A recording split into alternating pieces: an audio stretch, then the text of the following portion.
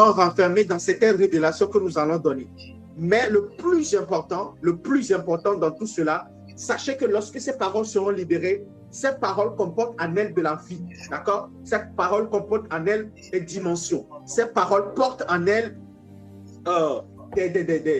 des portions de la gloire de Dieu, d'accord? C'est comme ça, vous allez voir, la plupart du temps qu'on finit d'enseigner comme ça, vous sentez l'envie de prier, d'autres vous allez ressentir l'envie de jeûner, d'autres vous allez ressentir encore l'envie de vous détacher de certaines choses pour être plus consacré, d'autres encore, votre intelligence va être ouverte sur certaines choses spirituelles, d'autres encore, vous allez vous engager dans certaines conditions ou bien dans certains principes qui seront communiqués. Et cela vous apportera la vie. Comme la dernière fois, par exemple, Élie peut témoigner. Je me rappelle des 24 heures qu'on avait fait. Vous savez, lorsque nous enseignons ou bien lorsque nous prions, nous ne communiquons pas forcément avec les hommes. Nous ne communiquons pas forcément avec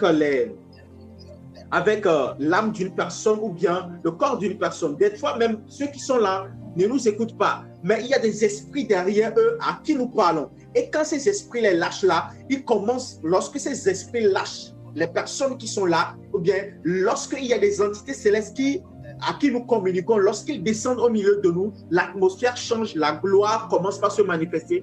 Et une personne ordinaire qui ne comprend pas les choses naturellement peut commencer un voyage en esprit qui sera hors du commun. Par exemple, Élie, lorsqu'on a terminé les 24 heures, je me rappelle, il était resté. Les autres, vous savez, les autres, quand on a prié, chacun est rentré ce soir et chacun a une portion de la vie selon la révélation. Chacun a rencontré la gloire différemment. Mais Élie était resté 2 jours de plus avec moi.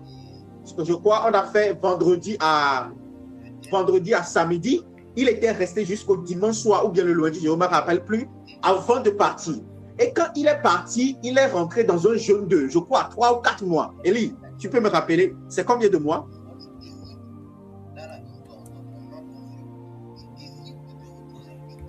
Élie, tu es là, tu m'écoutes? Oui, mentor, je vous écoute. C'est un jeûne de 60 jours, 2 mois. Voilà, c'est un jeûne de 60 jours. Vous voyez un peu? Juste, je ne l'ai pas dit de jeûner. Je ne lui ai donné aucune instruction de jeûner. Je ne l'ai pas interpellé de jeûner. Mais je me rappelle que ce jour-là, il y avait des hôtels qu'on avait établis. Il y avait sur un hôtel, on avait mis des papiers sur le mur. Et on a mis l'hôtel qu'on avait mis, sur lequel je lui ai dit de prier, c'est l'hôtel de miséricorde. C'est là qu'il a eu sa rencontre, dans les 24 heures de prière.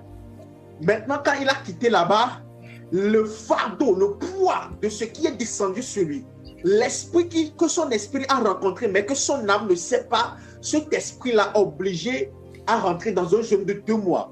Un jeûne au travers duquel il a vécu des choses, des séparations. Bref, il a vécu en fait une forme de délivrance, pas une délivrance où les démons sortent des corps, non. Une restauration complète. Vous voyez un peu, 2 mois. Sans que je ne lui ai dit, fais ceci ou fais cela. Sans que je lui ai imposé. Je crois même que si je lui disais, Élie, jeûne 2 mois, il va me contredire, il ne va pas me comprendre. Mais lorsque l'esprit a parlé à son esprit, la Bible dit que le Saint-Esprit intercède, le Saint-Esprit témoigne à notre esprit que nous sommes enfants de Dieu. C'est de la même manière que le Saint-Esprit a témoigné à son esprit qu'il doit jeûner. Vous voyez un peu. Non seulement ça, la Bible dit que nous ne savons pas ce qu'il convient de demander dans nos prières, que c'est le Saint-Esprit qui intercède en nos faveurs par des soupirs inexprimables, n'est-ce pas? C'est de la même manière quand nous écoutons avec une oreille spirituelle, écoutons avec une profondeur spirituelle, écoutons ces enseignements non pas de manière charnelle, mais disons à Dieu, Seigneur, je ne sais pas ce que tu veux faire ce soir, mais j'ai besoin que ton esprit se communique à moi. Je ne veux pas écouter le mentor, mais je veux écouter l'esprit du mentor. Comment? Écoutez-moi très bien. Je ne veux pas écouter un homme parler, mais je veux écouter l'esprit qui communique et qui ne fait pas d'erreur.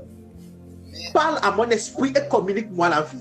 Et je peux vous assurer, sans que je n'ai à donner d'instructions, je peux vous assurer, mais sur la conscience et avec l'onction qui est sur ma tête, que le Saint-Esprit va faire un ministère au-delà de ce que je suis en train de faire, à chacun d'entre vous particulièrement.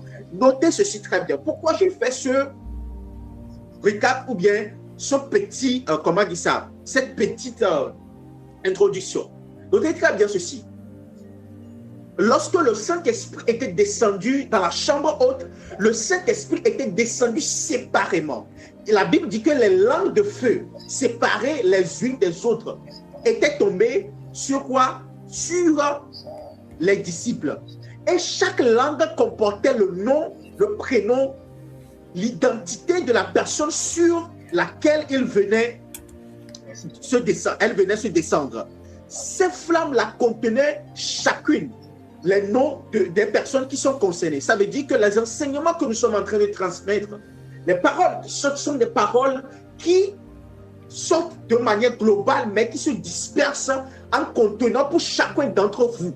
Pour chacun d'entre vous, une capsule de la révélation, une capsule de la portion de la gloire qui vous est destinée. C'est pour ça qu'il faut que vous écoutiez, vous puissiez écouter cet enseignement-là avec des oreilles spirituelles. Et je prie que Dieu illumine les yeux de votre cœur pour que vous puissiez comprendre ce qui est en train d'être dit.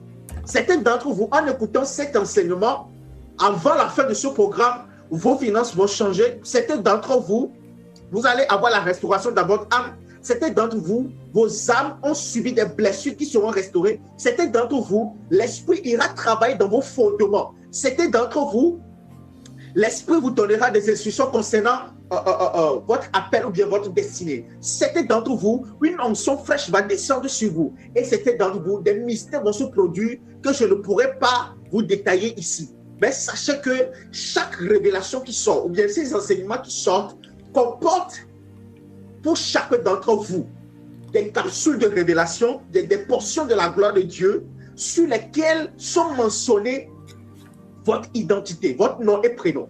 Pendant que je serai en train de parler, pendant que nous serons en train de développer ces messages-là, le Saint-Esprit va faire ministère à chacun d'entre vous personnellement. C'est pour ça qu'il faut non seulement écouter ces enseignements pour comprendre, pour entendre, mais il faut aussi que non seulement votre cerveau comprenne, mais aussi que votre cœur comprenne, que votre cœur retienne. Tout dernièrement, la science a découvert que le cœur réfléchit. Au-delà du fait que le cerveau réfléchit, le cœur réfléchit.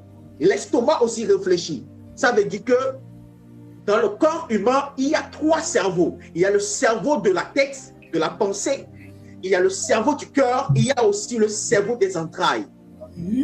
Vous me suivez? Ça veut dire que si la parole rentre, la parole doit non seulement alimenter votre intelligence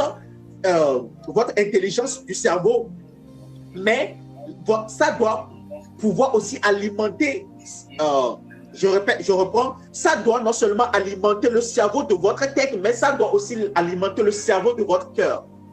Non seulement ça doit aussi alimenter le cerveau de vos entrailles. Comme la Bible dit, les fleuves d'eau vive ne jaillissent pas du cœur, les fleuves d'eau vive ne jaillissent pas de la tête, les fleuves d'eau vive jaillissent des profondeurs de vos entrailles. Ça veut dire qu'il y a une partie de révélation, c'est un tripatite. Il y a une partie de révélation qui doit aller dans le parvis, qui est votre tête. Le lieu qui est votre tête, le parvis. Et il y a une partie de la révélation qui doit rentrer dans votre cœur, là où se trouve la foi, qui est le cœur. Et il y a une autre partie de la révélation qui doit entrer dans le sein des saints, qui est vos entrailles, d'où viennent les sources d'eau vive.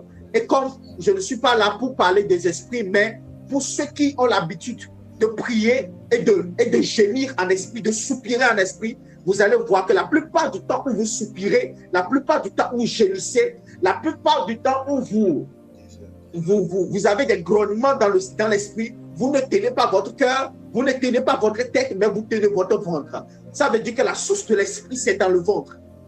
Je ne dirais pas dans le ventre où monte la nourriture, où rentre la nourriture, mais dans les entrailles. C'est pour ça que vous allez voir que le fœtus se développe dans l'entraille de la femme et non dans son cœur. Ça veut dire qu'il y a des choses qui doivent aller dans le lieu, dans le parvis, d'autres doivent aller dans le lieu saint, d'autres doivent aller dans le lieu très saint. L'esprit est un mystère. Amen. Est-ce que vous me suivez? Donc aujourd'hui, vous devez comprendre que vous êtes une machine spirituelle qui doit digérer les paroles qui sont transmises. Et quand vous êtes en train de m'écouter, vous devez être en train de parler en langue. Cette parler en langue est comme le mécanisme que vous enclenchez afin de digérer les différentes couches de la révélation.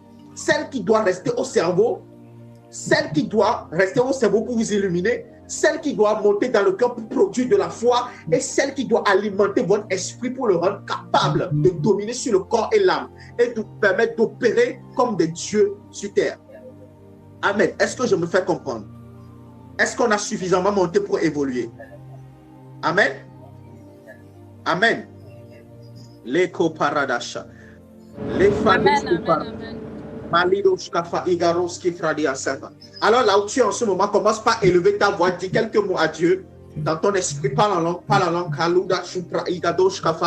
Tous ceux qui ont le parler en langue qui a diminué, tous ceux qui ont perdu le feu du parler en langue, tous ceux qui ne parlent pas en langue, ce soir au nom de Jésus, cet esprit descend sur vous et vous allez commencer par parler de nouvelles langues au nom puissant de Jésus. Parle en langue là où tu es 100 minutes, parle en langue là où tu es. Seigneur, je lève ma voix ce soir au nom puissant de Jésus. Je libère la présence en ce lieu dans l'esprit. Nous ne sommes pas là à un endroit physique, mais nous sommes là à un endroit spirituel. Nous sommes tous rassemblés à Sion et je crois que ce soir, nous sommes tous présents dans le monde spirituel. Nous sommes tous présents dans le monde spirituel. Je crois que nous sommes tous présents dans le monde spirituel et personne ne manque à l'appel. Je prie au nom puissant de Jésus-Christ que toutes les personnes à qui sont destinés ce message, Seigneur, que les autres soient libérés, soient de leur distraction et connectent-les à cette antenne, à cette fréquence au nom puissant de Jésus-Christ. Père, je prie que les cœurs soient disposés, les pensées soient disposées et les esprits soient disposés pour recevoir la vie au nom puissant de Jésus. Leko rabashatalido faigalos kapa rusepa rakush kapa leso pariakush kapa rati sopai kadush kapa leko roko sipratito shaida la kuza rake sofai kadush kapa leko parakatus kapa. Saint-Esprit, assiste-nous tout au long de ce message, révèle Jésus et manifeste-toi à la gloire de ton Saint-Nom. Au nom puissant de Jésus, nous avons prié. Amen. Ce soir, nous enseignons sur la sacrificature selon l'ordre de Melchisédek. Aujourd'hui, j'avais déjà parlé en partie de ce message, mais j'aimerais la répondre correctement, proprement et aller dans les détails. Aujourd'hui, nous allons aborder la sacrificature ou encore la pré-crise. Nous allons parler de son objectif, nous allons parler de son origine et nous allons parler de son but. Ok? Définition, origine et but de la pré-crise. Vous savez, quand j'allais terminer mon introduction, j'ai commencé par parler qu'il fallait que nous tous nous soyons présents dans le monde spirituel. Vous devez savoir que je l'avais déjà dit à ceux qui suivent régulièrement les lives, à certains moments, j'avais déjà parlé de ce message, mais je le réintroduis encore pour que vous puissiez comprendre avec l'ampleur de ce dont nous allons débattre aujourd'hui. Amen. De ce dont nous allons parler aujourd'hui.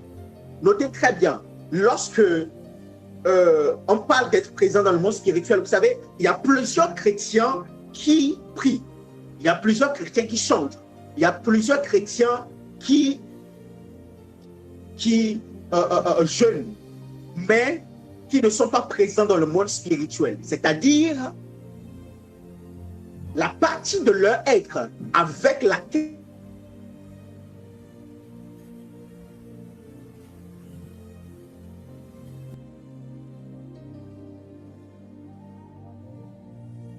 ma connexion est en train de décoller grave. Vous êtes là? Ok, super, on y va. Alors, je disais qu'il y a plusieurs personnes qui ne sont pas présentes dans le monde spirituel. Vous pouvez beau prier, vous pouvez beau chanter, mais ne pas être présent dans le monde spirituel. Pour être présent dans le monde spirituel, il faut pouvoir participer aux choses de l'esprit. Vous allez voir Jean, il était absent là où se décidaient les choses concernant son avenir. D'accord? Il était absent là où se décidaient les choses concernant son avenir. Vous savez, la voie de la pré-crise ou de la sacrificature est la voie de la présence dans le monde spirituel. Vous pouvez commencer maintenant par noter. La voie de la pré-crise ou la sacrificature est la voie, est le canal par lequel nous sommes présents dans le monde spirituel. Nous ne pouvons pas participer aux choses de Dieu avec l'âme. Nous ne pouvons pas participer aux choses de Dieu avec le corps. nous ne pouvons que participer aux choses de Dieu qu'avec l'esprit. En réalité, c'est l'esprit qui participe aux choses de Dieu et c'est l'âme et le corps qui servent de vase. Vous savez, l'âme sert de canal par rapport à ce qui est fait dans l'esprit et le corps sert pour porter ce qui est fait dans l'esprit. L'âme, c'est le canal qui sert de pont entre l'esprit et le corps c'est le vase. Mais l'esprit, c'est dans l'esprit qu'est générée la vie spirituelle. Plusieurs sont présents dans les choses de Dieu, dans la chair et dans l'âme. Or que la chair et l'âme ne peuvent pas participer à cette œuvre. La Bible dit que cette œuvre, ce n'est ni pas la force, ni pas l'intelligence, mais pas l'esprit de Dieu. Ça veut dire que c'est par l'esprit qu'on arrive à faire, qu'on arrive à dominer, qu'on arrive à comprendre, qu'on arrive à progresser dans les choses de Dieu, dans le monde spirituel. Est-ce que vous me suivez? Est-ce que vous me suivez? Donc, quand nous parlons de la sacrificature ou bien quand nous parlons de la prêtrise, c'est le canal, c'est le moyen, c'est le process que nous développons par lequel chacun d'entre vous peut être présent dans le monde spirituel. Ça, c'est numéro 1.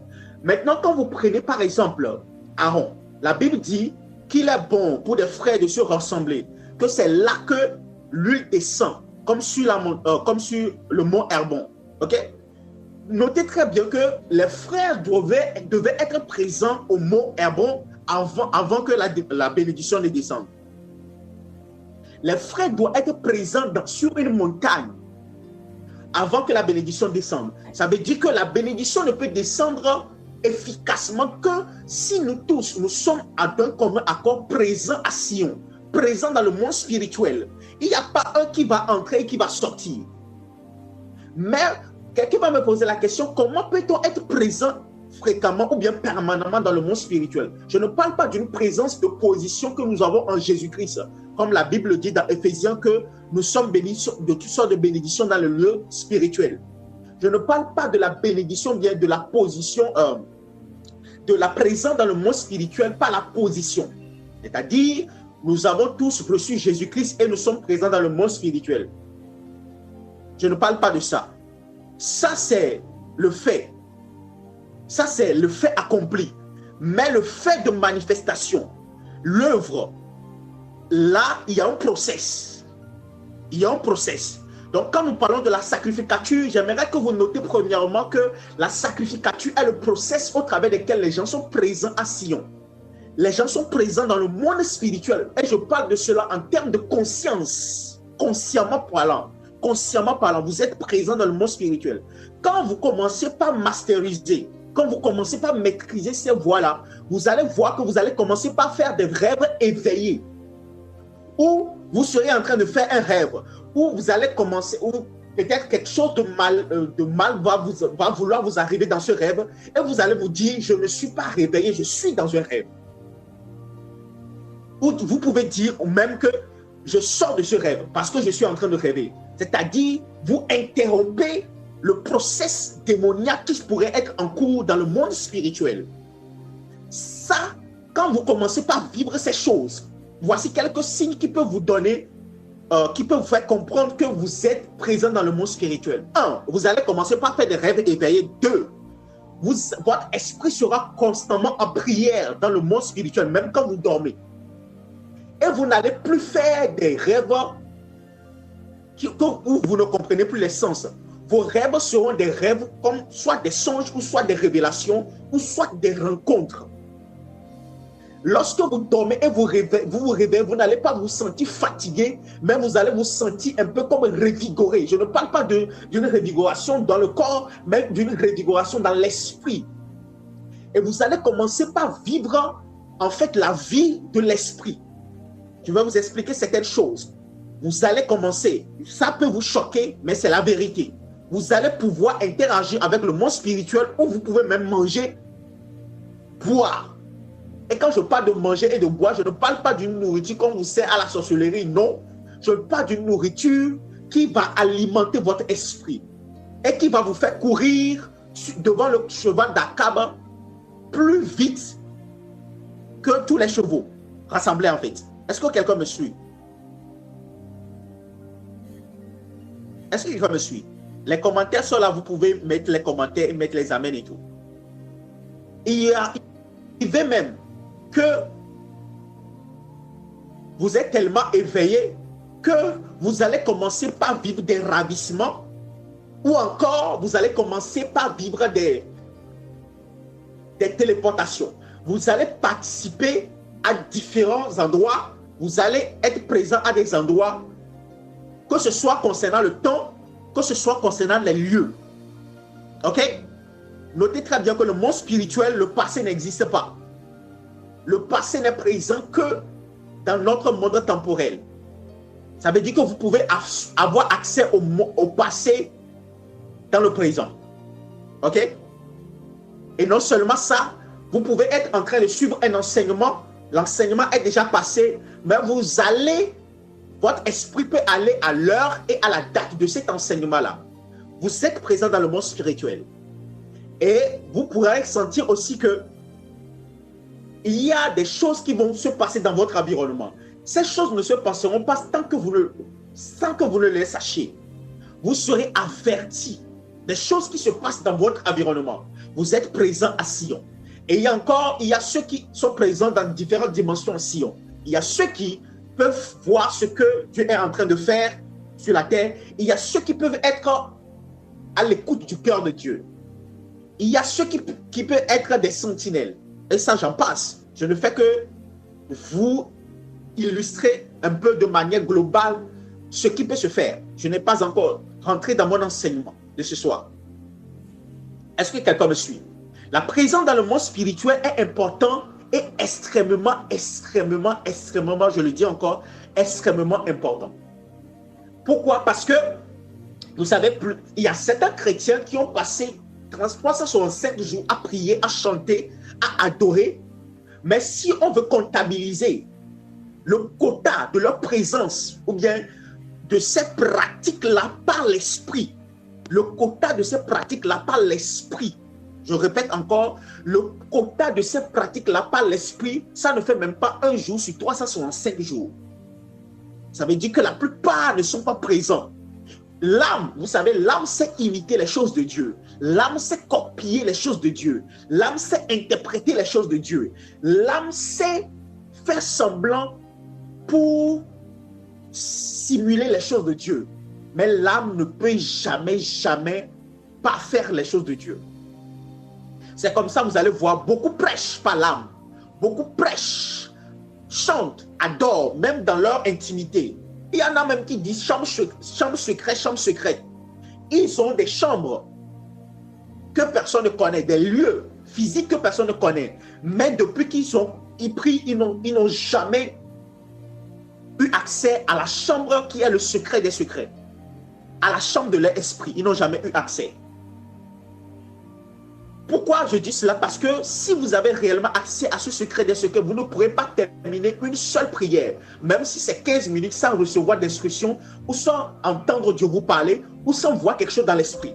En réalité, la vision spirituelle, l'écoute spirituelle ne doit pas être une exception, doit être une normalité pour les hommes spirituels, pour les femmes spirituelles. Et la voie pour pouvoir accéder à ces choses-là s'appelle la sacrificature. Ce n'est pas quelque chose qui se donne comme ça. Ce n'est pas quelque chose qu'on peut trouver comme ça. Tout le monde t'impose la main, reçoit. Non. Même quand on te pose les mains pour te transmettre, ou bien pour t'ouvrir les yeux spirituels, ou pour t'ouvrir les oreilles spirituelles, il faut savoir qu'il y a l'engagement de la sacrificature là-bas. Soit la personne qui est en train de la faire comprend la sacrificature, ou soit elle ne la comprend pas, mais la sacrificature est engagée parce qu'il y a un esprit qui est présent. L'esprit de Dieu est présent, le Saint-Esprit est présent. Vous me suivez? Donc, la sacrificature, cette définition, je ne l'ai pas donnée la dernière fois, mais je le donne maintenant. La sacrificature est le process par laquelle les gens sont présents, ou bien les gens apprennent à être présents à Sion. Les gens apprennent à être présents au moment de leur jugement. Les gens apprennent à être présents au moment des communications des grâces. Il y a des gens, on les impose les mains ici. Ils ne reçoivent rien. Vous savez pourquoi? Parce que leur esprit n'a pas participé à l'imposition des mains. On prie pour eux, mais leur esprit n'a pas participé. Il n'y a que le corps et l'âme qui ont senti des sensations charnelles ou des émotions ou des sentiments. Mais l'esprit n'a pas participé à ce jeu-là. toute activité spirituelle dans l'église, toute activité spirituelle dans le corps de Christ, dans lequel l'esprit ne participe pas, est une activité invalide. Parce que le corps et l'âme ne peuvent pas présenter une offrande de bonne odeur à Dieu. Le corps et l'âme sont aussi répugnants que le péché. Vous me suivez? C'est pour ça qu'il est important, il est impératif que vous puissiez participer pleinement aux choses de Dieu par l'esprit, par l'esprit. Et la voie par laquelle, la seule voie, c'est la voie de la sacrificature. Lorsque nous parlons de la sacrificature, ce ne sont pas des termes que nous employons pour faire du bling-bling ou pour faire les connaisseurs ou pour faire ceux qui détiennent les secrets de la connaissance de Dieu. Non, ce sont des termes ou bien des procès spirituels qui sont extrêmement importants, qui sont d'une importance capitale, qui sont hautement importants, que les enfants de Dieu doivent comprendre, doivent masteriser, maîtriser, afin de pouvoir faire ce voyage-là dans le monde spirituel de manière fréquente. En tout cas, quand vous quittez, vous devez savoir que vous n'êtes plus présent à Sion. Vous devez le sentir, vous devez le savoir. Vous devez en être conscient. Et vous devez retourner. Vous devez connaître le processus par lequel on retourne à Sion rapidement. Quand quelqu'un tombe dans le péché, fait la fornication, l'impudicité, mensonge, l'orgueil, tout ça, vous devez savoir que ces choses-là déconnectent vie de Sion. Et quand vous vous retrouvez face à ces choses-là, vous devez connaître le processus par lequel vous devez vous retrouver directement à Sion. Et le processus par lequel vous vous trouvez à Sion, c'est la sacrificature. Et la sacrificature se manifeste à travers le sacrifice de la croix de Jésus-Christ. Pourquoi est-ce que nous demandons le pardon des péchés? La plupart des gens ne le savent pas.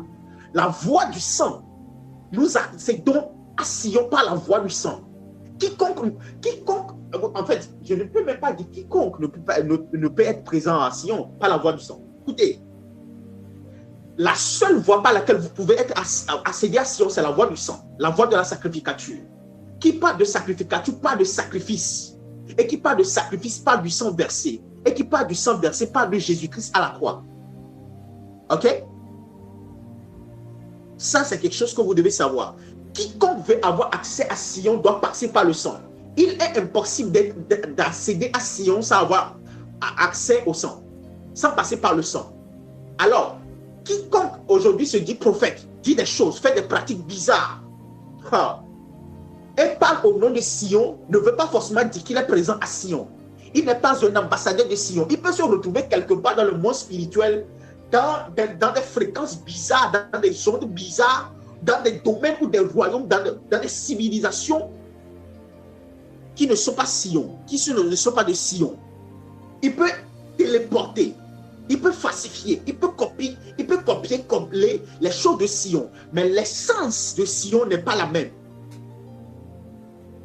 C'est le prophète, il y a un de mes amis prophètes qui me disait aujourd'hui qu'il y avait certaines personnes qui faisaient la Sainte Seine avec la viande de souris. La viande de souris pour faire la Sainte Seine comment? D'où viennent ces révélations? C'est de la sorcellerie. Ils ne sont pas à Sion. Ces révélations, ces messages-là ne viennent pas de Sion. Il y a d'autres esprits qui ont intercepté leur signal ou bien qui se sont retrouvés quelque part dans le monde spirituel d'où ils ne sont même pas conscients. Notez très bien.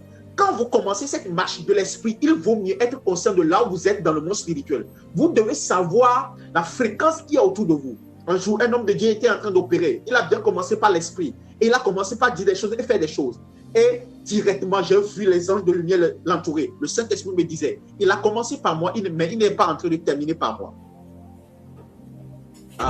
Il a commencé par moi, mais il n'est pas en train de terminer par moi. Certains d'entre vous, vous commencez votre prière dans l'esprit, mais vous terminez dans la chair. Vous voyez un peu. Il vaut mieux de commencer la prière dans la chair et terminer dans l'esprit que de commencer dans l'esprit et de terminer dans la chair. C'est pour ça que ceux qui ont soif des choses de l'esprit, ceux qui ont soif des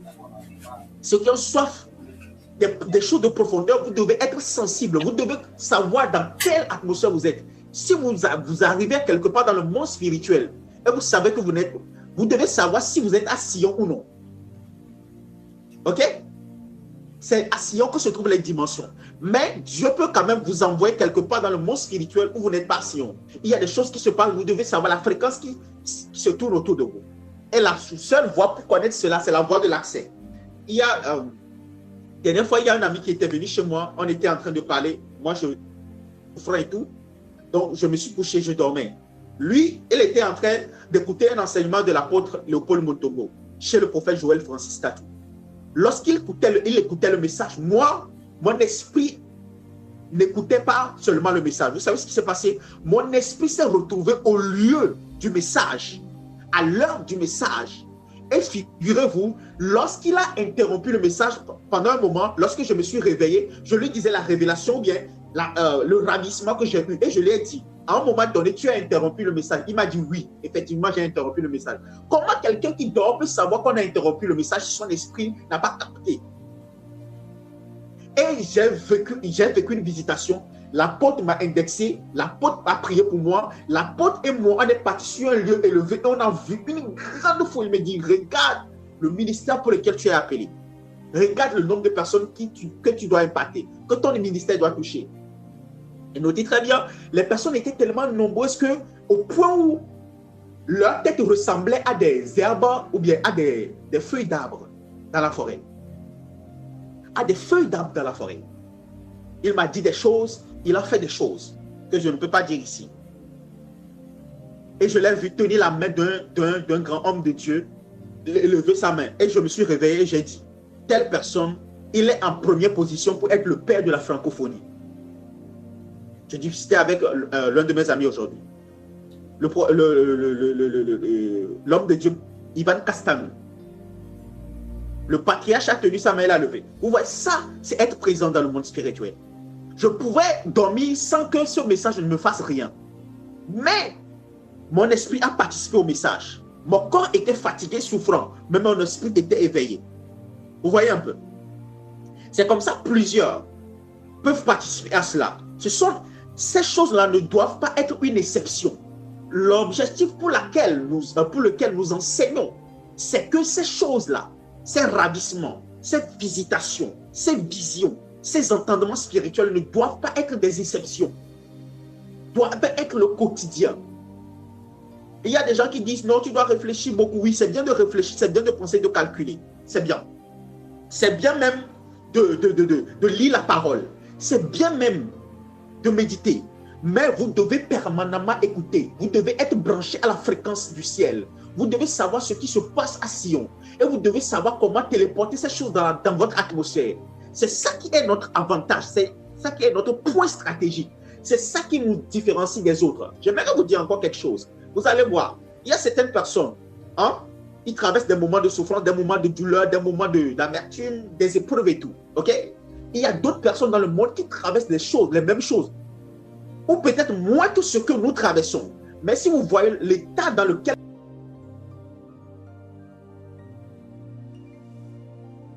bien s'exprimer, toutes les autres dimensions de la sacrificature de bien s'exprimer.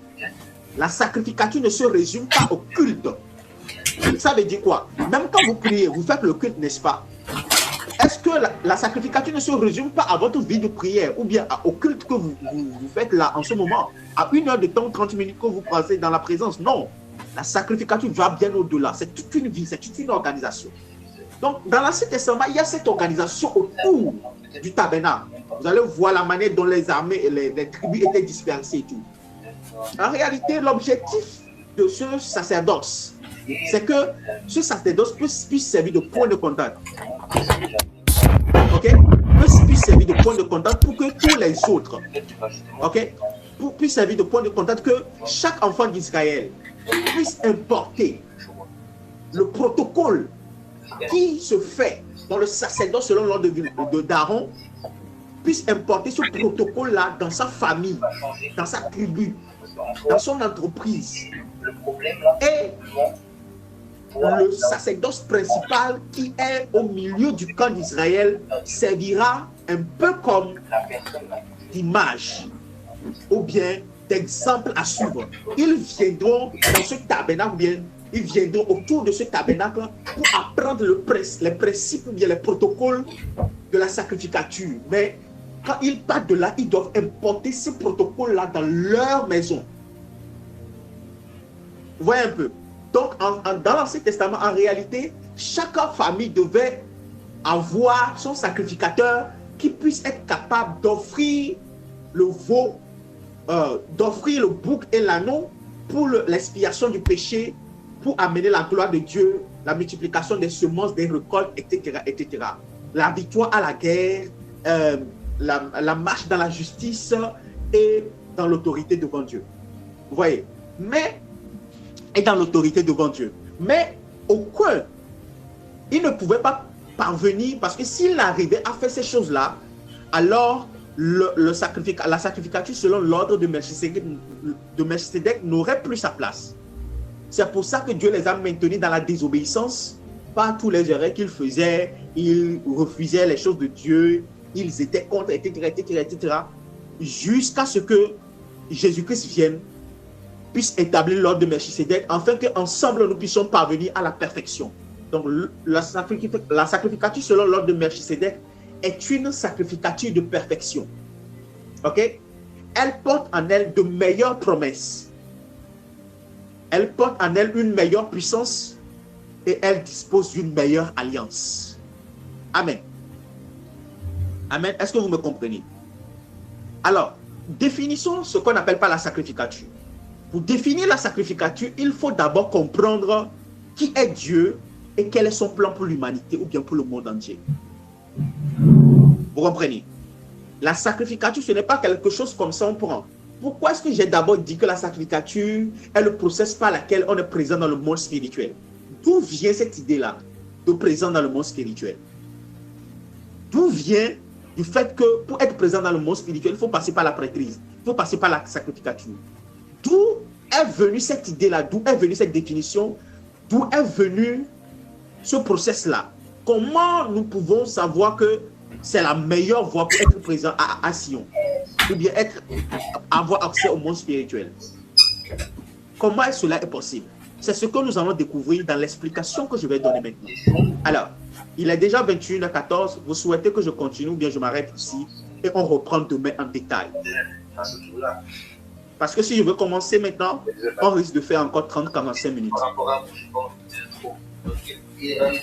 Ce qui est de mon côté, je trouve cela très intéressant et c'est toujours un plaisir d'écouter ce qui édifie et ce sur quoi on peut se fonder. Alors, moi, perso, ça ne me dérange pas, on peut continuer. On y va? Oui, mentor. Je suis d'accord aussi. Ok. Saint-Esprit, merci. Alors, Dieu, c'est une entité extraordinaire, unique en son genre, que j'appelle le créateur incréé. Ok? Il est le créateur incréé. Avant le temps, il existait. Avant l'éternité, il existait. Il est au-delà du temps, il est au-delà du monde spirituel, parce qu'il y a des gens qui pensent que Dieu habite dans le monde spirituel. Non, Dieu n'habite pas dans le monde spirituel. Il est au-delà du temps, il est au-delà du monde spirituel, il est au-delà de la spiritualité. Dieu n'est pas spirituel. Je répète, pour ceux qui... Dieu n'est pas spirituel. Dieu est bien au-delà de la spiritualité. Dieu, une de ces dimensions se manifeste dans la spiritualité. Mais il y a aussi cette dimension qui se manifeste dans le physique. Ok? Si Dieu est dans le spirituel, ça veut dire que le spirituel est plus grand que Dieu. Donc Dieu n'est pas dans le spirituel. Dieu n'est pas spirituel, il est bien au-delà du spirituel. Dieu n'habite pas à Sion, c'est-à-dire dans le paradis, tout ce que vous pouvez imaginer. Dieu n'habite pas là. Sa gouvernance s'exprime là, mais lui-même n'habite pas là. Parce que s'il habitait à Sion, alors Sion serait plus grand que lui. Sion est une création de Dieu. Le monde spirituel est une création de Dieu. Le monde physique est une création de Dieu. Vous me suivez? Cet enseignement que je suis en train de vous donner, c'est un peu comme une formation d'école de prophètes. Un enseignement sur qu'on donne aux hommes de Dieu. Mais je crois que le temps est arrivé que chacun d'entre nous soit un royaume ou bien soit un sacrificateur. Parce que Dieu cherche un royaume de sacrificateurs. Moi, ceux qui me connaissent depuis longtemps depuis longtemps, ils savent très bien une chose concernant ma personne, c'est quoi? Je ne cache jamais les choses de la hauteur. Parce que j'estime, et c'est mon mandat, c'est quoi? C'est que toutes les choses qui concernent Dieu, dans sa hauteur, moi, mon mandat, c'est de pouvoir amener les choses, les nourritures matures à tout le monde. Parce qu'il est temps que le corps de Christ grandisse. Parce que si le corps de Christ n'atteint pas la maturité, alors le corps de Christ ne pourra pas aller à la rencontre de son maître. L'épouse ne peut pas aller à la rencontre de l'époux. Parce que celui qu'on viendra chercher, c'est une église mature, capable de rester dans le foyer. Ça, c'est entre griffes. Je fais une analogie, une comparaison. Une personne immature ne peut pas se marier. Alors, quand on dit l'esprit et l'épouse disent viens, l'esprit et l'épouse disent viens. Il faut que la personne qui va aller à la rencontre de son époux puisse être mature pour pouvoir se charger des affaires de son époux. Ah, come on. Je sens une forme d'onction qui est en train de souffler sur ma tête, c'est l'onction de la gouvernance. Mon esprit s'est ouvert en même temps sur la gouvernance dans le millénium. Et j'ai commencé par télécharger des révélations sur comment va se passer la gouvernance dans le règne de 1000 ans. Mais ce n'est pas le sujet de mon message ce soir. Allons-y. Oui, voilà, c'était vraiment ça. Donc, il faut que l'épouse soit mature pour pouvoir se charger des affaires de l'époux. Or que l'époux n'est pas n'importe qui, l'époux est un roi. Qui est roi non seulement sur une dimension, mais sur toute forme de dimension. Il est non seulement roi sur les esprits, mais il est aussi roi sur les corps. Il est aussi roi sur les âmes.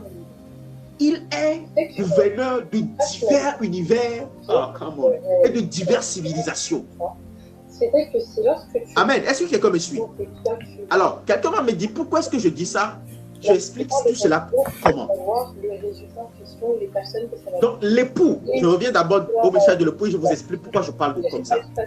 Donc, l'époux, l'épouse plutôt, doit être un peu comme Rebecca. Ok? Avant même d'aller à la rencontre d'Isaac, elle doit pouvoir discerner qu'il faut nourrir les chameaux, il faut donner de l'eau à boire aux chameaux et à l'intendant d'Isaac. C'est-à-dire, c'est une personne qu'on n'a pas connue longtemps, mais qui est déjà prête pour le mariage. Prête pour le mariage. Vous voyez un peu? Donc, elle n'aura pas du mal à gérer les affaires de son épouse, de son époux. C'est pour ça que vous allez voir, Rebecca est rentrée dans le mariage avec Isaac, on n'a pas entendu de Bobo. Vous allez voir, Rebecca n'a pas répété l'erreur de Sarah. Elle n'est pas partie prendre Agar, l'esclave, pour donner à Isaac pour mettre au monde les deux nations. Isaac peut avoir des, comment dire ça, des fils avec des esclaves. Mais les fils de la promesse doivent venir d'elle. Elle n'a pas fait erreur d'aller prendre une personne de substitution, comme Sarah l'avait fait avec Agar. Et aujourd'hui, qui nous cause des problèmes en bombardant un peu partout le monde. Ils sont encore en train de le faire au Moyen-Orient là-bas. Que Dieu nous fasse grâce. Alors, la raison pour laquelle je disais que l'époux est gouverneur de diverses civilisations et de divers mondes, c'est parce que Dieu est un créateur. Lui qui habite une lumière inaccessible des hommes. Il habite au-delà du temps, au-delà de la matière, au-delà de l'espace et au-delà de la géographie. S'est manifesté elle-même, lui-même. Et il a commencé une œuvre de création. Et en fait, il n'a pas commencé seulement une seule œuvre. Il en a fait. Il a continué par en faire. Je vous explique. Il a commencé à réfléchir. Je vous parle à la manière des hommes. Je suis seul dans l'éternité ici. Et il dit, ok, engageons une œuvre de création. Et avant de créer toutes choses que nous voyons aujourd'hui de matériel, donnez-moi une seconde, j'arrive. Et c'est des choses qui étaient très bien.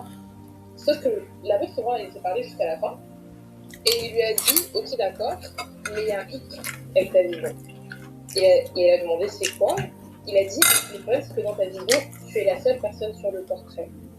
Tu parles de toi, mais en théorie, si la vision en question c'est vraiment God driven, j'aurais entendu par exemple, je vois des gens être en train d'être guéris. Je vois des gens en train de... Alors, je disais, des malades avant de commencer la création je vois ci, je vois ça. Donc, du matériel, du monde même spirituel, il a commencé par créer quelque chose. Il a commencé par créer la parole, d'abord. Ok? Il a commencé par créer la parole. Ok? Et il a commencé par créer la sagesse. Je vais revenir vous expliquer tout ça, tout ce que je suis en train de dire avec des versets à la puissance. Parce que nous sommes dans un moment d'enseignement, pas de prédication. Aujourd'hui, c'est une introduction. C'est pour ça que je vous parle de cette manière. Quand vous lisez dans Proverbe, la Bible dit en parlant de la sagesse que la sagesse était la première des œuvres de Dieu. Donc Dieu est un créateur incréé qui aime créer des choses. Nous sommes nos créateurs. Il a créé la sagesse. Il a créé la parole. Et ces entités-là régnaient avec lui. Ces entités étaient avec lui dans sa lumière. C'est pour ça que vous allez voir que la parole ne se détache pas de Dieu. Vous allez voir même quand Christ s'est manifesté, c'est la parole qui s'est faite chair. La sagesse ne se détache pas de Dieu. Jamais. Et le Ruach HaKodesh était toujours présent. Le Ruach était là. C'est la dimension de Dieu qui s'exprime dans l'espace. Maintenant, je vous explique quelque chose. Il a créé la parole et il a créé la sagesse. Je vais me limiter à ces deux-là d'abord. Ok? Au-delà de ça maintenant, il voulait exprimer maintenant sa dimension ou sa gloire au-delà de la lumière dans laquelle il était. Et cette lumière était inaccessible. Elle est bien sûr inaccessible. Ok? Alors, il a inauguré le spirituel des spirituels. Le monde spirituel du monde spirituel. Je parle de Sion. Et quand vous allez dans le livre de Psaume, le Sion qui est la matrice, qui est la mère de toute spiritualité. Ok? Dieu a jeté de la lumière parce que la parole et la sagesse étaient avec lui dans la lumière, régnaient avec lui dans la lumière. Ok? Maintenant, il voulait exprimer sa gloire. Il voulait exprimer sa gloire en commençant par créer un monde. Et quand on parle de monde, je ne parle pas encore de physique. Non, je ne parle pas des univers, des galaxies, des étoiles, tout ça. Non, non, non, loin de là. Ok, est-ce que vous me suivez? Alors, il a inauguré maintenant Sion. Sion duquel doit découler toute forme de spiritualité. Ok? Sion duquel doit découler toute forme de spiritualité. Toute forme de spiritualité. Que ce soit le bouddhisme, l'animisme, tout ce qui a été corrompu aujourd'hui, Sion s'appelle quoi? La mère de toute spiritualité. Tout ce que vous pouvez imaginer comme spiritualité vient de Sion. C'est à Sion que Lucifer était, c'est à Sion que les anges déchus étaient. Avant qu'ils ne soient déchus, avant que Lucifer ne devienne Satan. Ils étaient tous renfermés dans la gloire à Sion. Sion était le quartier général, le quartier de gouvernance de Dieu. Et notez très bien que Sion est tout un monde, est toute une civilisation. À la manière dont aujourd'hui il y a des civilisations terrestres qui ont existé avant nous et notre civilisation actuelle aussi dans le monde spirituel. À Sion, avant même que le monde spirituel ne soit créé, à Sion, il y a aussi toute une civilisation. Et une partie de ces civilisations nous ont été détaillées, ou bien nous ont été révélées dans l'Apocalypse, dans le livre d'Ézéchiel, et un peu partout, des brides ou bien des portails de ces civilisations nous ont été mentionnés. Des capsules de ces civilisations ont été mentionnées dans divers versets de la Bible, de Genèse jusqu'en Apocalypse, où vous verrez un échelle venir du ciel, où vous verrez Dieu descendre avec 2 hommes, 3 anges qui viennent à la rencontre d'Abraham, où vous entendrez Dieu parler à Abraham, où vous verrez Dieu ouvrir les écluses des cieux, où vous verrez la création du ciel et de la terre, de tout ce qu'il y a de physique, où vous verrez, bref, vous verrez par exemple dans Ézéchiel 1, la vision de la gloire de Dieu, vous verrez dans Daniel 9, la vision de l'ange, la guerre qu'il y a eu au ciel, etc. Vous allez dans Apocalypse, vous verrez comment l'adoration est autour du trône. C'est là même que vous savez qu'il y a un trône, il y a un autel, il y a un agneau dessus, et il y a le lion de la tribu de Juda, et un agneau au milieu d'un trône. Il y a l'agneau à 7 yeux, il y a 7 esprits, il y a 7 chandeliers, il y a des étoiles, bref, des tas de choses. Et là, vous vous racontez un peu, là, ils nous ont en fait miroité une portion de la civilisation céleste qui est bien plus grande, bien plus vaste, bien plus extraordinaire que tout ce que nous pouvons imaginer. Sion est un monde complexe, très complexe, très vaste et plus grand, plus présent même que, et plus réel même que notre monde physique. C'est un monde vivant, c'est un monde en constant mouvement. Ok? Maintenant, quand il a créé Sion, il a créé la civilisation de Sion, les archanges, les chérubins, les séraphins, il a créé le protocole autour du trône, il a créé tout ce qu'il devait créer. Comment Dieu a pu quitter la lumière pour pouvoir créer Sion? Lequel est le protocole qu'il a mis en place? Parce qu'on ne quitte pas une dimension pour rentrer dans une dimension comme ça. Parce que quand il crée un monde, ou bien il crée une dimension, il crée une civilisation, il crée un lieu spirituel ou physique, il y a des lois qu'il met tout autour de ce lieu-là. Donc, pour pouvoir franchir une dimension, pour rentrer dans une dimension, il faut enclencher un canal, il faut enclencher un protocole. Ok? Sans ce protocole, l'accès à ce monde ou à cette dimension est impossible. C'est pour ça que vous allez voir, lorsque l'âme, l'esprit de Dieu est rentré en contact direct avec le corps de l'âme, le corps de l'homme, qu'est-ce que l'esprit a fait? L'esprit a engendré un protocole, l'esprit a engendré un canal, l'esprit a créé une voie d'accès au corps. L'esprit n'est pas rentré en contact direct avec le physique, non. Vous me suivez? L'esprit n'est pas rentré en contact direct avec le physique, non. L'esprit a créé un pont. Le pont là s'appelle quoi? L'âme.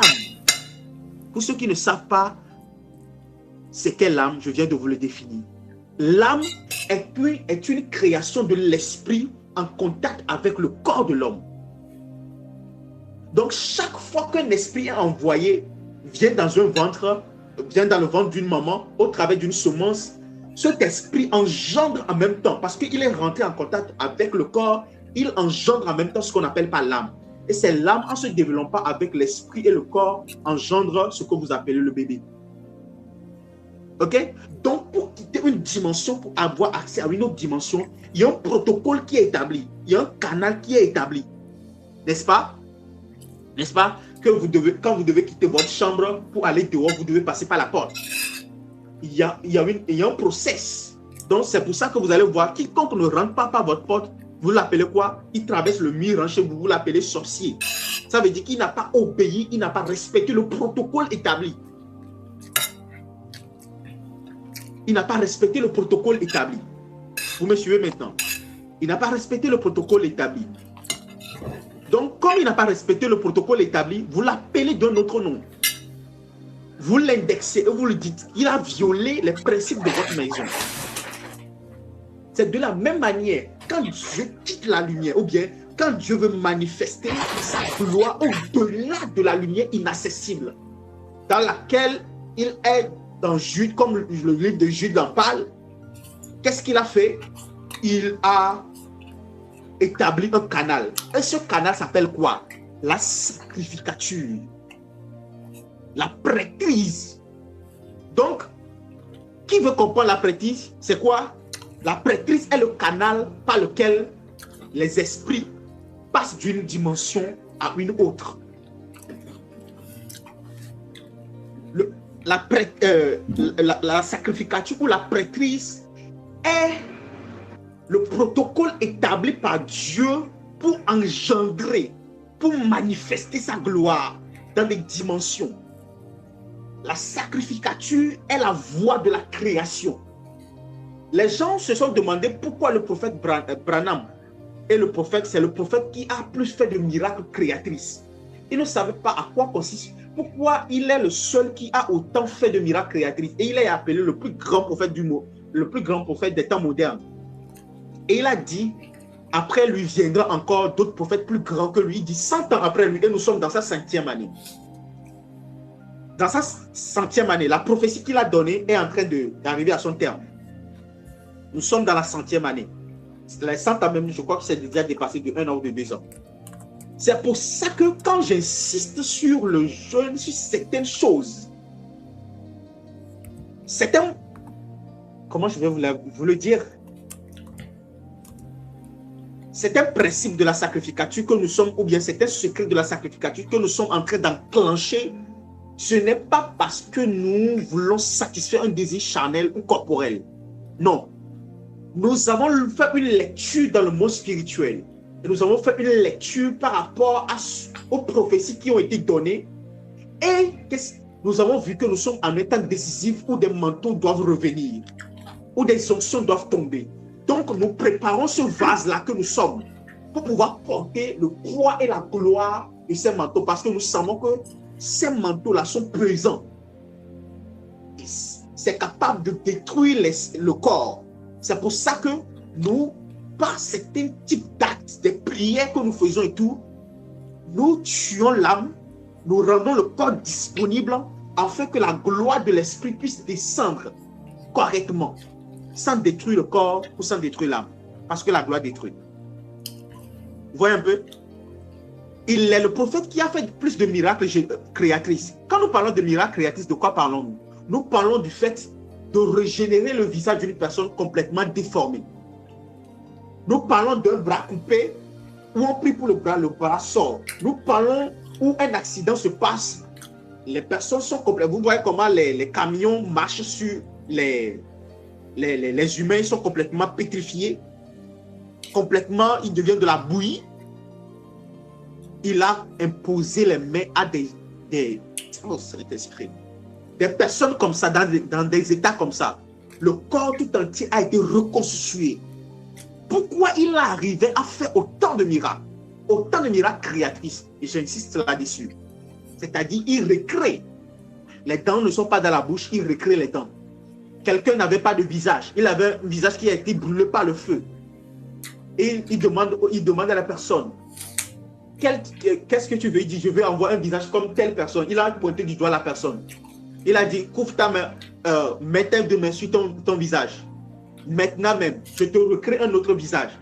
Avant que la personne enlève les deux mains, la personne a un visage ressemblant au visage qu'il a pointé. Un beau gosse. Et vous pouvez recenser autant, vous pouvez faire des lectures, des recherches sur son œuvre. Il a fait autant de miracles créatifs. C'est pour ça que certains l'ont classé comme Dieu, certains ont dit des choses. Et c'est ce qui a fait qu'il y a toute une religion qui a été développée autour de sa personne. Vous voyez un peu. Le secret qu'il avait, c'est la sacrificature. Il a compris la sacrificature. Pas comme nous la comprenons aujourd'hui, hein. Très loin de là. Lorsque nous allons rentrer dans les profondeurs de la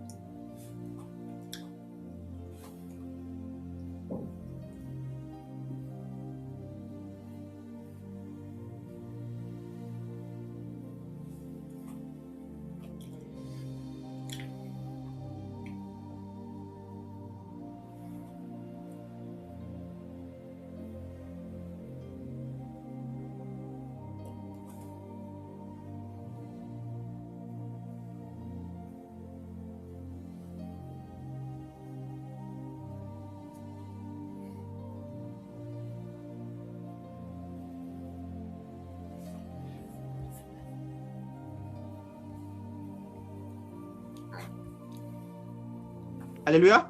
Vous me recevez? 1 minute. Ok, d'accord. Moi, je croyais que c'était depuis 20 minutes. J'allais crier de désespoir. Ok, d'accord. Là, je vais terminer. Et on continue demain. D'accord? J'espère que demain, nous aurons une meilleure connexion. Je vais tout faire pour que nous ayons une meilleure connexion. Et on verra. D'accord? Alors, donc je disais que la sacrificature est la voie par laquelle Dieu sortait d'une dimension, rentrait dans une autre dimension et créait des choses. Donc, c'était la voie de la création. La sacrificature, c'est la voie de la création.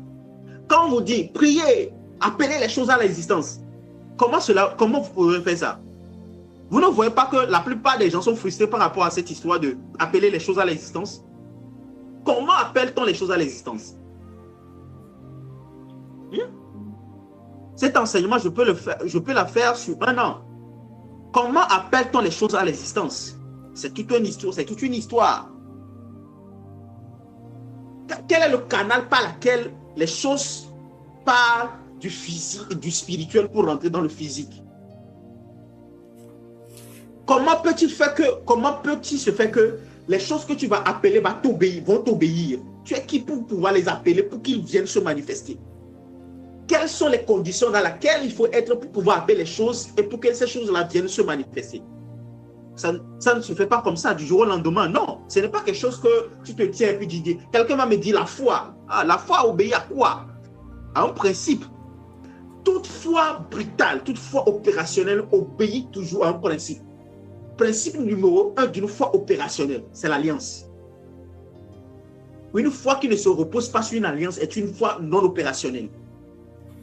Ça, beaucoup ne le savent pas. Les gens se disent, non, appelle là, je déclare au nom de Jésus. Tu as prononcé, tu as déclaré depuis au nom de Jésus, mais rien ne s'est passé. Tu sais pourquoi? Et nous sommes tous dans le cas. Parce que toute foi doit obéir à une alliance. Et l'alliance répond à un sacrifice. Et le monde spirituel entend la voix du sacrifice, comprend la voix du sacrifice. Donc quand tu dis, je viens au nom de Jésus pour appeler à l'existence, ou bien tu dis, je viens, j'appelle les choses à l'existence, ils vont d'abord, tu viens au nom de qui? Quel est le sacrifice que tu as apporté? On ne télécharge pas les choses du monde spirituel pour rentrer dans le monde physique comme ça. Il y a un protocole. Il y a des conditions, même si vous le voulez ou pas. Il y a des conditions dans lesquelles il faut être. Il y a des questions qui sont posées parce qu'il faut que... Il y a des entités, il y a des esprits qui sont en charge des choses que nous désirons dans le monde spirituel. Donc, quand nous venons pour dire non, je réclame telle chose et je vais l'amener dans mon monde, ils vont te demander quel est le mot de passe. Voici le formulaire. Remplis le formulaire et valide d'abord. Quand tu valides maintenant, on peut te laisser sortir avec le cargo. C'est comme dans un port. On ne rentre pas dans un port pour enlever les conteneurs et partir comme ça. Il y a un protocole.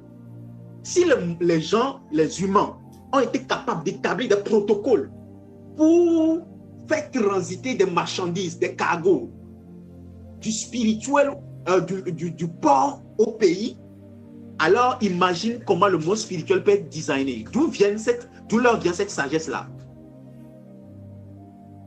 D'où vient cette sagesse de transaction? De la même manière qu'il y a des transactions dans le monde physique, de la même manière des transactions dans le monde spirituel.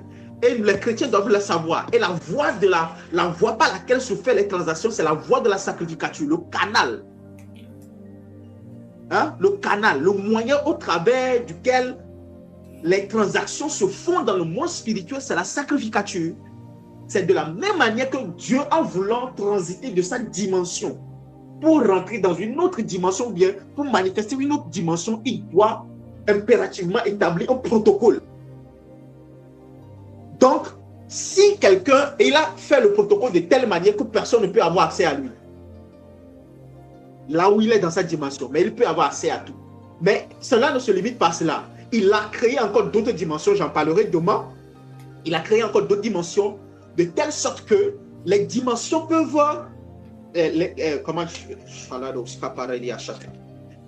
Les entités qui habitent ces différentes dimensions peuvent avoir accès aux dimensions l'une aux autres, l'une des autres.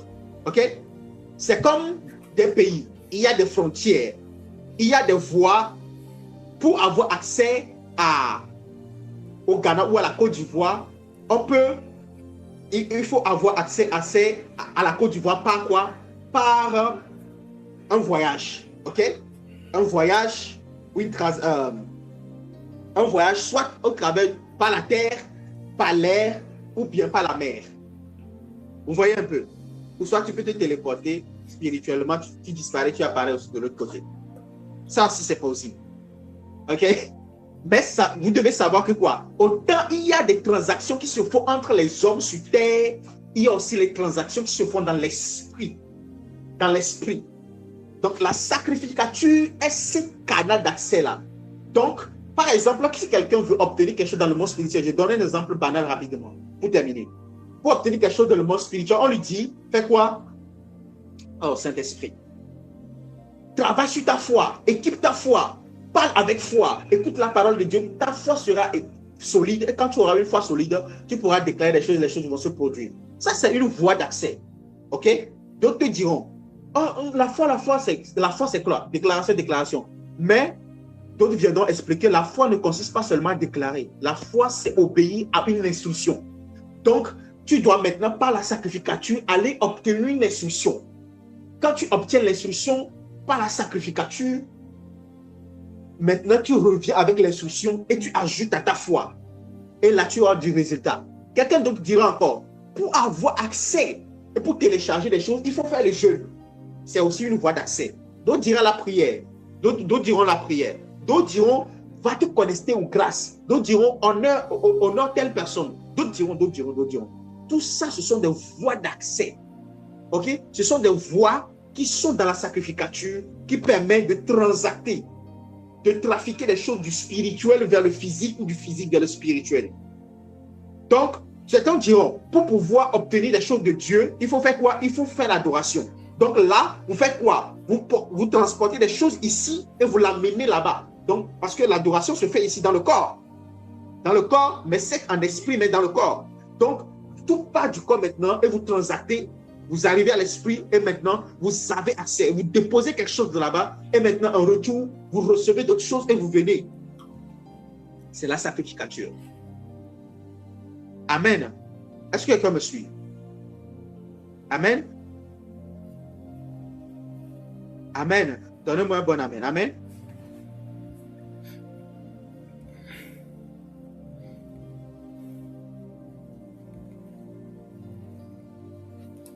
Amen. Je suis connecté. On va s'arrêter ici pour aujourd'hui. On continue demain avec l'explication sur la création, le protocole. Et maintenant, je vous commencerai par rentrer dans des choses pour vous. Amen. Que Dieu vous bénisse énormément. Nous avons 10 jours pour apprendre ces choses-là. Et dans ces 10 jours, comme je vous l'avais dit, il y a une alliance en particulier dont je vous avais parlé, dans lesquelles Dieu veut que je prenne certaines personnes pour entrer. Il y a des conditions, certainement. Mais c'est dans ces 10 jours-là que Dieu me dira, choisis telle personne, telle personne, telle personne. Celui qui n'aime pas la parole de Dieu n'est pas digne de son alliance. Celui qui n'aime pas la parole de Dieu n'est pas digne de son alliance. Celui qui n'est pas capable de s'asseoir à tes pieds et t'écouter pendant des heures n'est pas capable de rentrer dans ton alliance, est indigne de l'alliance avec Dieu. OK? On se revoit demain à 20h tapante. On se lance encore et Dieu nous fera du bien. Amen. Qui a été béni ce soir? Qui a été béni? Je prends Moi, papa. Moi, mentor. Je prends vos réactions rapidement. Qu'est-ce qui vous a particulièrement touché? Qu'est-ce que vous avez retenu? Qu'est-ce qui vous a particulièrement touché? Quelle est votre impression? Qu'est-ce que vous avez compris? Entre parenthèses rapidement et puis on termine. 2 minutes. Élie, vas-y.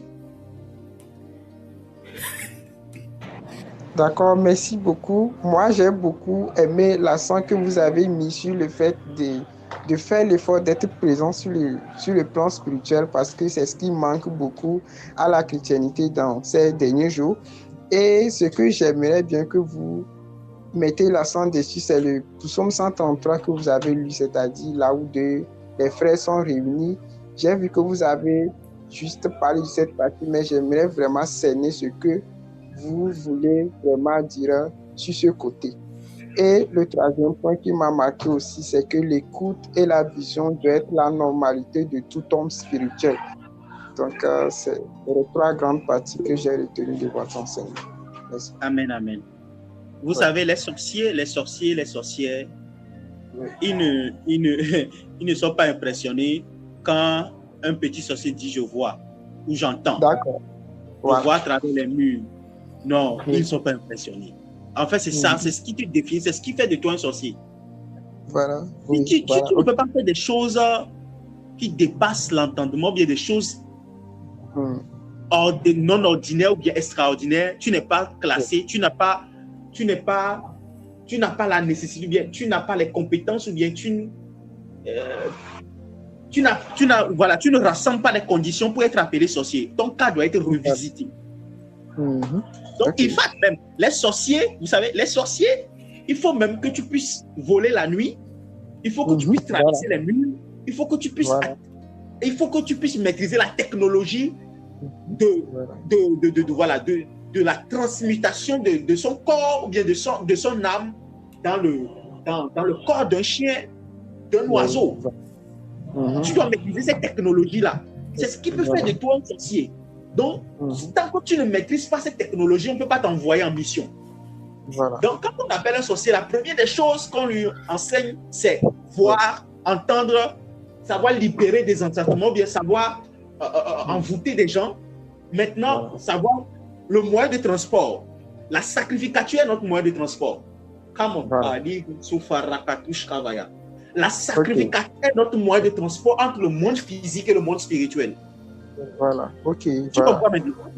Tout chrétien qui ne maîtrise pas la sacrificature n'est pas digne en réalité d'être appelé chrétien spirituel. Il peut être appelé chrétien normal, charnel. Mais chrétien spirituel, il faut que tu maîtrises le voyage entre ton monde et le monde de ta patrie. La Bible dit que vous êtes dans le monde, mais vous n'êtes pas du monde. Mais si vous êtes dans le monde, vous n'êtes pas du monde, alors vous êtes d'où? Ok.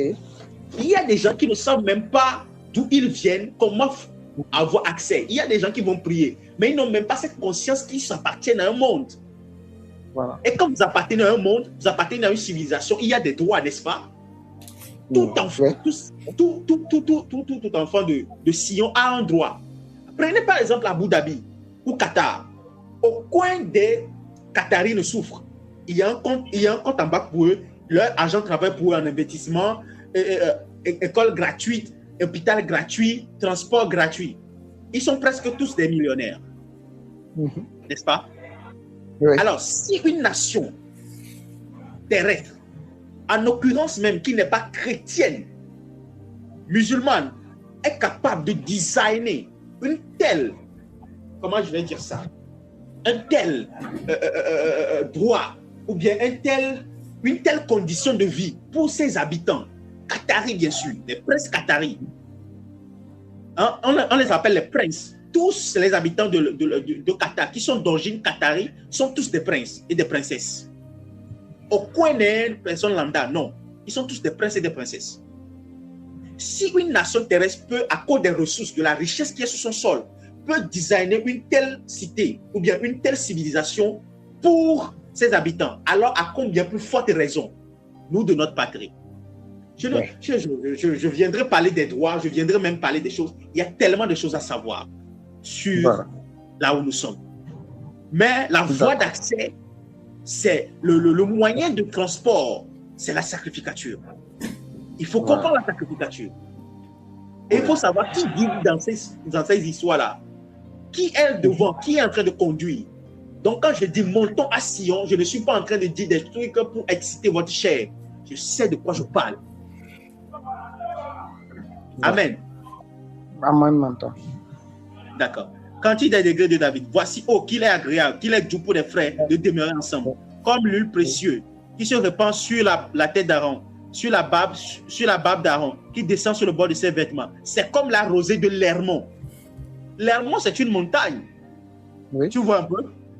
Oui, qui descend sur les montagnes de Sion. Ah, on a encore précisé. La rosée de l'Hermon descend sur les montagnes de Sion. D'accord. Tu vois? Ça veut dire que même au-dessus de Sion, il y a une montagne qu'on appelle Hermon. Oui. Oh, Saint-Esprit.